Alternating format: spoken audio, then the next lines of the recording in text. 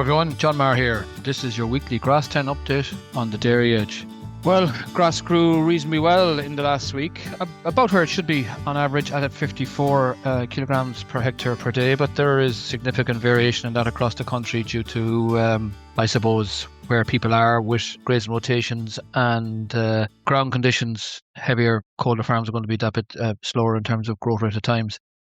But and those with low farm cover grew a bit less too. We know that. However, I suppose growth rates did pick up a lot now late into last weekend. There was a big significant shift, certainly in the south, in which I would say growth was well above average. So grass supply then was above target, I suppose, to say that. An average about 750 kilograms per hectare on average, or 220 kilograms of dry matter per livestock unit. The predicted growth for this week are in the low 50s for what I call the western side of the country, but a lot close to the 60s in the south and east. For the record, the diet was made up of about 15 kilos of grass, 3.5 kilos of meal, and the pre-grazing yield, which is a concern, of 1,700 kilograms of dry matter per hectare. Now, you'll get away with that grazing that level of pre-grazing yield for the moment, but as we head into May, stem will start coming and grazing those type of yields, you will suffer both in terms of animal performance, and certainly clean out will be a big challenge as the stem starts to come more to the fore. Dry matters for the week have been ranging, a bit higher in the north, about 22, 23 degrees, 22, 23% dry matter. A bit lower in the south and west at about 18%, if that's all right to say.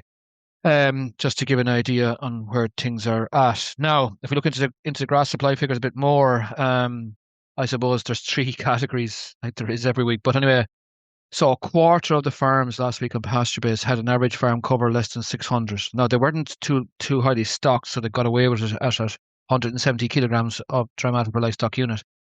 And most of those should come out at very, very quickly, given the growth rates. For the record, they were growing 48 and eating 49, but I expect growth rates to pick up and they come out of that. Their average pre-grazing yield was 1,300. On the other end, almost half the farms in the country had an average farm cover well beyond 750. In actual fact, the average for that group was around 900 kilograms of dry matter per hectare, or 255 per livestock unit. Incidentally, they were growing 10 more than those with low farm cover, but only eating 53. And the pre-grazing yield then, as you can imagine, was wrong at an average of about 1,800. Now, look, our feature farmer, Danny Bermingham, this week is, dealing with those kind of surpluses. It was a dry week at the start of the week and last weekend. So I would hope many farmers would have taken out a lot of the paddocks that have gone too far as surplus bales for silage, or diverted some of the ground then maybe for long-term silage, which is not that far away either, by the way. But look, it would just help improve the grass being grazed by the animals. And as I said, as we go into May, grazing high cover grass just brings its own problems in terms of poor cleanouts, poor animal performance, poor regrowth.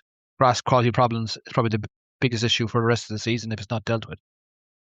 Then about 30% of farms, I suppose, are thereabouts, were had an average farm cover about 700. They were between 650 and 750. We're growing 54, and their average pre-grazing yield is around 1,500.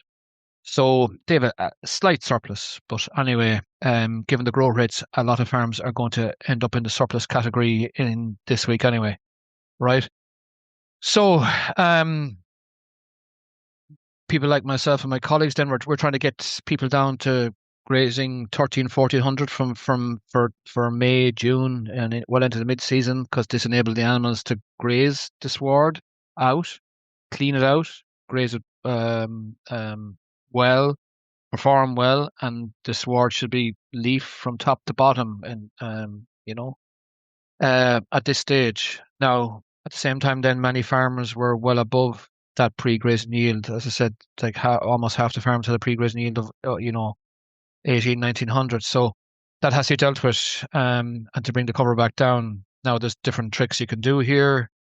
Some of it can be converted to silage. You'll hear about Danny Bermingham's story in a minute from County Clare. reduce the other feeds going into a diet. Many places there's lots of ration going in, and the grass, in surplus on the farm doesn't make sense.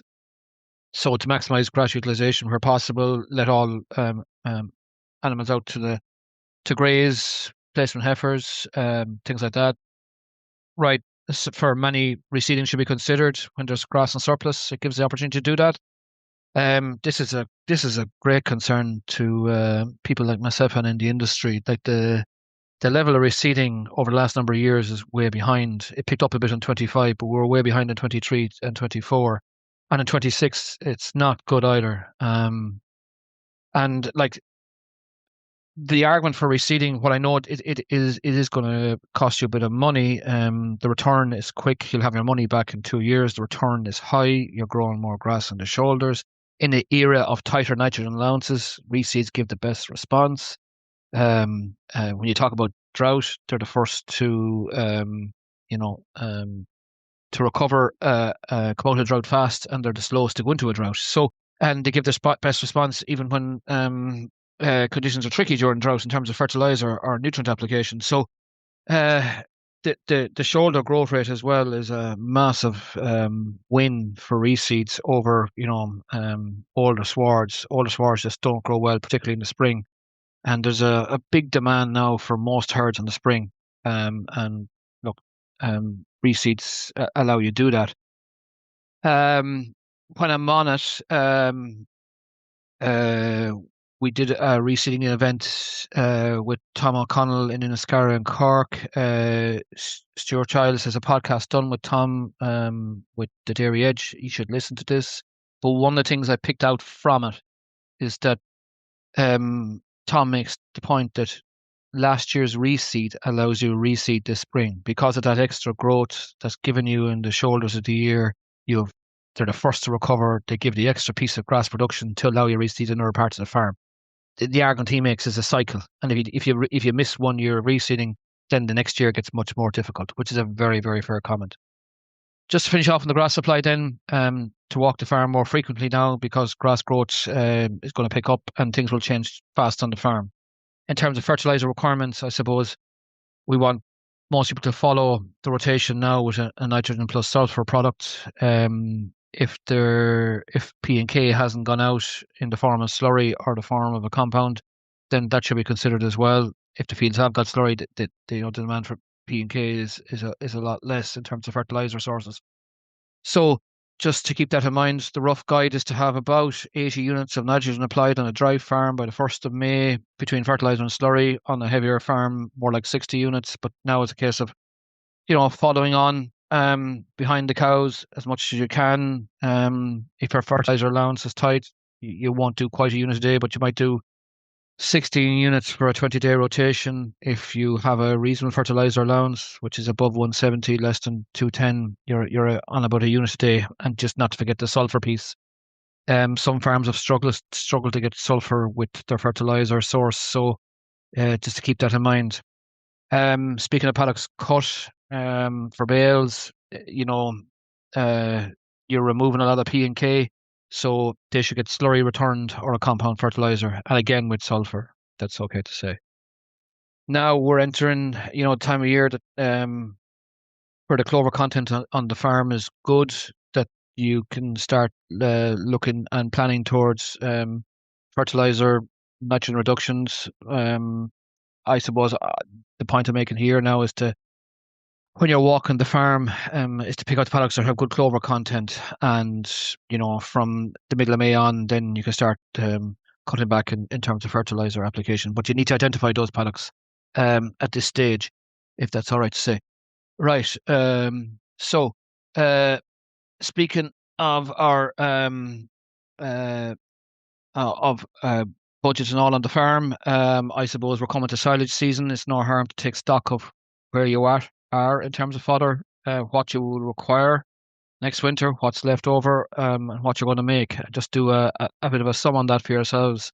Again, the pasture base can help you out there if you want in terms of the fodder budget. But it's no harm, just do a bit of planning. For many farms, they were tight on silage because of what happened last year with drought, and then with the more challenging spring. there are farms who are very, very tight in silage and need to do a look at their sums. Now, to our feature farmer, Danny Bermingham. Not the first time I've asked Danny to help us out on the Grass10 newsletter or the Grass10 podcast, so can't thank him enough for that. If you remember back to last year, Danny, it was the first time I think in his lifetime that he managed to complete the first round by grazing all the farm, right?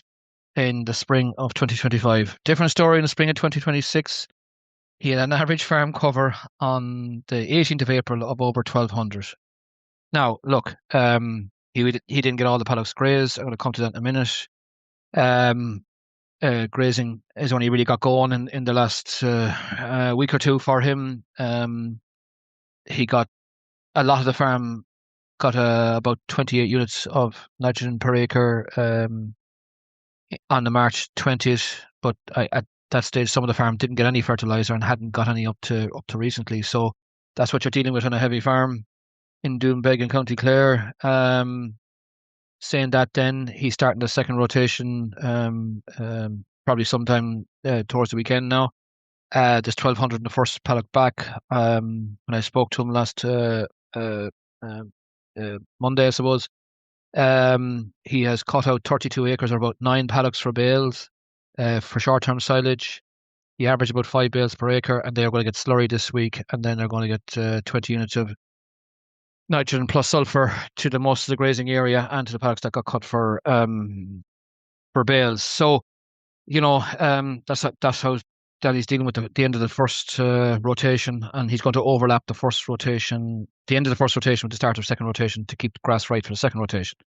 Right, if that makes sense. But 9 paddocks out now is a nice bit, and he also cut some paddocks of the silage area as well when the weather was good, and took that opportunity, which is not the worst decision to do.